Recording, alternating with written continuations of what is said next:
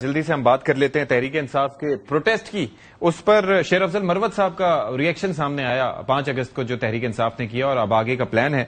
ذرا دیکھیے کیا کہا. غلط بدنیتی پر مبنی فیصلوں نے تو پارٹی کا پٹا بچھا دیا. 14 اگست کو وہ کہہ رہے ہیں ہم احتجاج کریں گے. 14 اگست کا احتجاج 5 اگست سے بھی بری شکل میں ہوگا. یہ کوئی پارٹیسپیٹ نہیں کروں گا جب تک پارٹی میرے ساتھ معاملات میں نہیں کرتی ہے. جب تک فرما علیمہ خانم جس کا سیاست سے کوئی تعلق نہیں ہے سائڈ پہ نہیں ہو جاتی ہے. ہم نے منع کیے ان کو لیکن باہر آ کے پوری پارٹی وہ چلا رہی ہے. سلمان اکرم راجہ ARY پہ مجھے سنا رہے تھے تو میں نے جواب دیا تو یہ ڈسپلن کی خلاف ورزی ہو گئی. سلمان اکرم راجہ اس وقت کہاں تھا جب 9 مئی کے بعد ہم تحریک چلا رہے تھے. کس طرح میں اس کو سیکرٹری جنرل مان سکتا ہوں جب وہ اس طرح بن نہیں سکتا. یہ لوگ اپنے لاشیں جو ہیں وہ اپنے گھر تک نہیں پہنچا سکتے. ان کو لیڈر بنایا تب آج کل نہیں ہے پولیس کا 1.5 سال سے ہوا پڑا.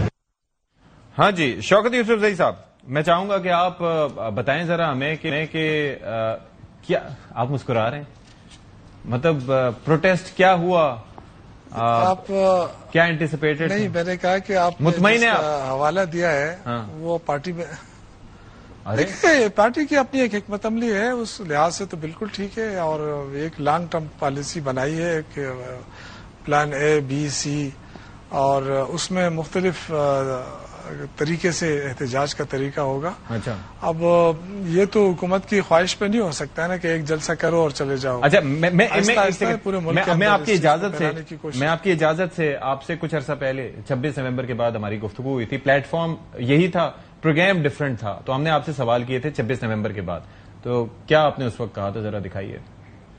فقدان رہا ہمارے لیڈرشپ کے اندر کوارڈینیشن نہیں تھی. ہمارے پاس کوئی پلان نظر نہیں آیا. کہاں ہے گور بیرسٹر گور کہاں ہے اور سلمان اکرم کہاں ہے. یہ جو بڑے بڑے عہدے رکھے ہیں بھائی آپ نے نہیں کر سکتے آپ کو عہدے نہیں لینا چاہیے تھا. جی تو اس بار سب ٹھیک تھا شوکت یوسفزئی صاحب.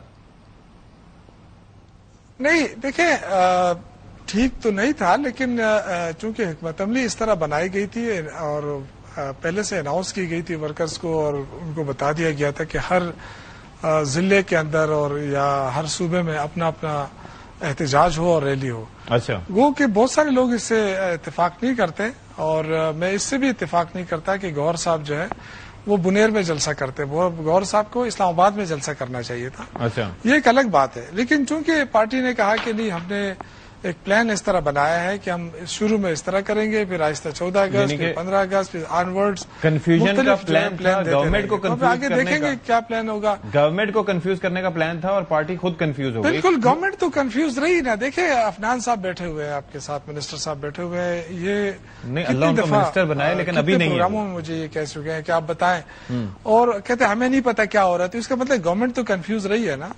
اور ہمارے پاس تو بڑا ٹائم ہے ابھی نا. ابھی تو یہ پارٹی شروع ہوئی ہے نا. ابھی تو دیکھیں آگے. لیکن مجھے یہ بتائیں کہ آپ کے پارلیمنٹیرین یہ نہ کریں کہ چکری کے پاس ایک بات جو چکری کے پاس کہتے تھے کہ ٹوٹل 12 آپ کے ارکان قومی اسمبلی پہنچے تھے تو ایسا کیوں ہوا باقی سارے کہاں تھے.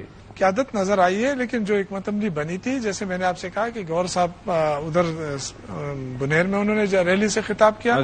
جنید اکبر نے چکدرہ میں کیا. CM نے پشاور میں کیا. اسی طرح ستکیسل لوگوں نے سوابی میں کیا. یہ ایک حکمت عملی تھی. ٹھیک ہے ان کی پارٹی کا فیصلہ ہے ٹھیک ہے لیکن میں سمجھتا ہوں کہ گور صاحب کو اسلام آباد میں جلسے سے خطاب کرنا چاہیے تھا. ریلی میں ہونا چاہیے تھا. عفنان صاحب جناب کیا مطلب آپ لوگوں نے کیا کیا غیر جمہوریت کرنے. پنجاب میں لوگ نکل رہے تھے لیکن آپ نے روک دیا. آپ کے تھاٹس کیا ہیں ویسے کیوں نہیں ہوا ان کا احتجاج اتنا کامیاب. میرا تو ذاتی طور پہ خیال یہ ہے کہ ان کا احتجاج جو ہے وہ کافی برا ہوا ہے. اس کی وجہ یہ کہ اگر آپ تصویریں دیکھیں مطلب آپ کو کوئی ویڈیو یا فوٹیج وغیرہ آپ ڈھونڈیں تو آپ کو کوئی ریئر ہی ملتا ہے کہ جس میں کوئی قابل ذکر کوئی لوگ نکلے. خیر پختونخوا کی بھی میں بات کر رہا ہوں.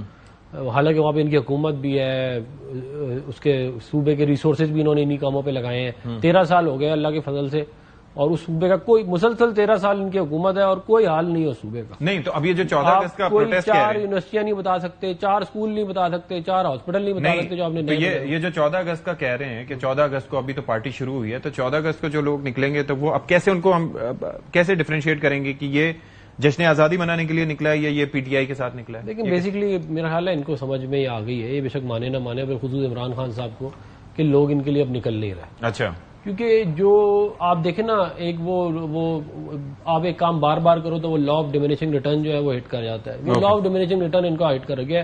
اب تو قیادت بھی ویسے باہر نہیں نکل رہی تھی، تھوڑا بہت خیبر پختونخوا میں لوگ نکلتے تھے، وہ بھی نکلنے اب ان کا کم ہو گئے.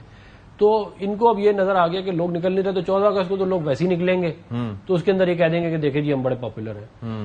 بات یہ ہے کہ کیا آپ لوگوں کے اس احتجاج سے یا اس سے کوئی مسائل حل ہوں گے؟ کیا آپ جو ہے وہ خیبر پختونخوا کے اندر آپ 13 سال ہو گئے، 1000 ارب روپے آپ نے وہاں پہ قرضہ بھی لیا.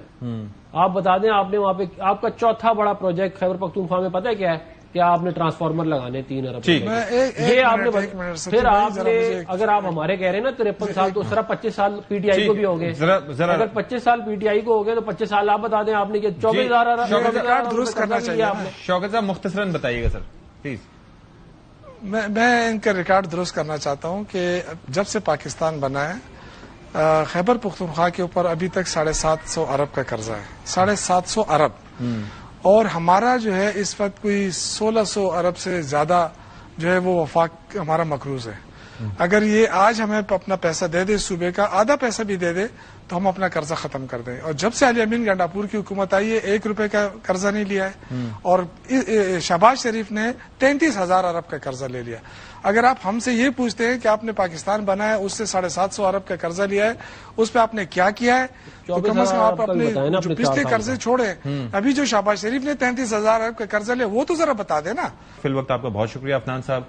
شوکت یوسف زئی صاحب سر آپ کا بھی بہت شکریہ.